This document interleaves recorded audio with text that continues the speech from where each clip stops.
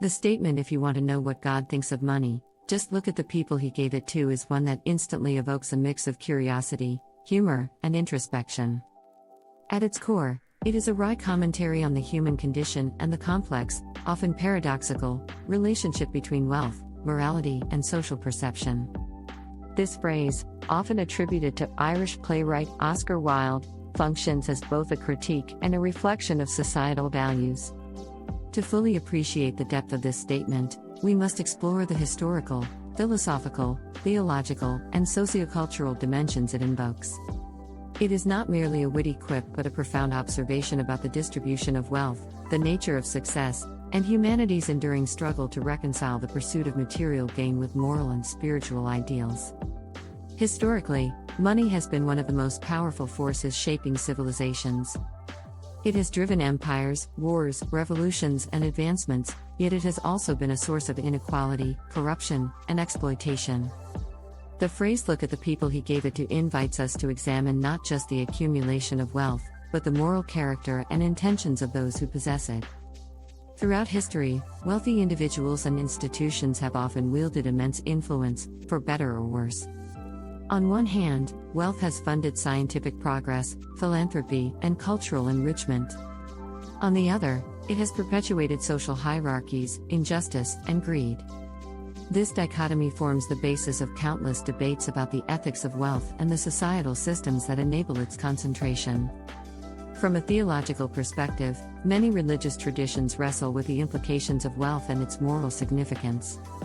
In Christianity, for example, the New Testament contains numerous passages warning about the spiritual dangers of wealth. Jesus famously stated, "It is easier for a camel to pass through the eye of a needle than for a rich man to enter the kingdom of God." This verse underscores the idea that excessive attachment to material possessions can obstruct one's path to spiritual fulfillment. Yet, the Bible also includes stories of wealthy individuals, such as King Solomon, who were revered for their wisdom and generosity. This duality reflects an ongoing tension: is wealth inherently corrupting, or does its moral value depend on how it is used? The phrase "look at the people he gave it to" suggests a satirical answer, implying that wealth often ends up in the hands of those who seem least deserving of divine favor, thus highlighting the unpredictability, and, perhaps, absurdity of life. In Islamic teachings, wealth is considered a blessing from God but comes with the responsibility of sharing it through acts of charity, such as zakat, one of the 5 pillars of Islam. Similarly, in Hinduism and Buddhism, the concept of detachment from material possessions is central to achieving spiritual liberation. Yet, in practice, wealthy individuals across cultures have interpreted their prosperity in various ways, some viewing it as a divine reward, others as a test of moral character. This raises an enduring question: is wealth a sign of virtue, divine favor, or merely chance? The statement under examination leans toward the latter, using irony to suggest that the distribution of wealth often defies moral logic, challenging the assumption that success is always a reflection of merit. Philosophically, the relationship between money and human nature has been a subject of debate since ancient times. Greek philosophers such as Socrates and Plato viewed the pursuit of wealth as a potential distraction from the pursuit of wisdom and virtue. Socrates famously lived a life of simplicity, arguing that true happiness came from inner contentment rather than external possessions. In contrast, proponents of economic liberalism, such as Adam Smith, recognized that the pursuit of self-interest, including wealth accumulation, could drive progress and innovation when channeled through a framework of mutual benefit and ethical constraints. The phrase "look at the people he gave it to" can be interpreted as a critique of this latter viewpoint, questioning whether the distribution of wealth truly reflects the virtues of hard work, ingenuity, and moral integrity, or whether it is often the result of systemic inequalities, luck, or exploitation.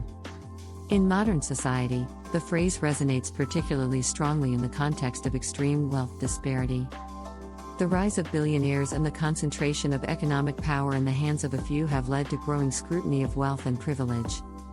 Figures such as tech moguls, financiers, and celebrities are often idolized for their success, yet they are also criticized for their perceived excesses and moral shortcomings.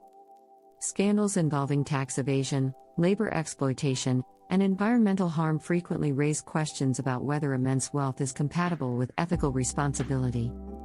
The phrase, "if you want to know what God thinks of money, just look at the people he gave it to," captures the dissonance between the ideals of meritocracy and the often troubling realities of wealth accumulation. Psychologically, the statement taps into a universal human tendency to make sense of inequality by attributing meaning to it. People often seek to rationalize why some individuals possess vast riches while others struggle to meet their basic needs. This cognitive process can lead to narratives that frame wealth as either a reward for virtue or a corrupting force. The phrase, with its biting irony, challenges these narratives by implying that the distribution of wealth is arbitrary and sometimes even absurd. It invites us to question whether our admiration for the wealthy is misplaced and whether our cultural obsession with success blinds us to the moral complexities of wealth. Socially, the perception of wealth shapes not only individual identities but also collective values.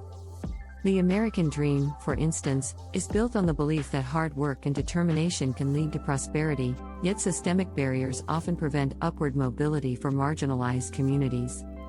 The phrase, "look at the people he gave it to," critiques this ideal by pointing out that many wealthy individuals inherit their fortunes or benefit from structural advantages rather than earning their success solely through merit.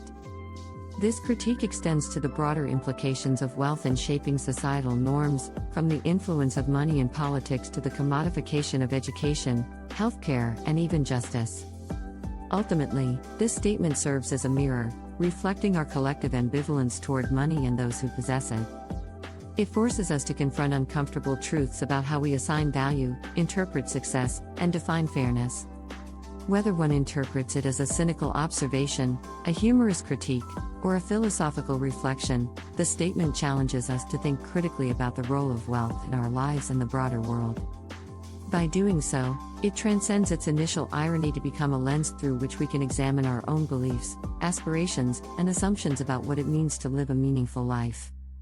In a world where the pursuit of money often dominates, this statement remains a powerful reminder that wealth, far from being an unequivocal marker of divine favor or personal worth, is a complex and often paradoxical element of the human experience.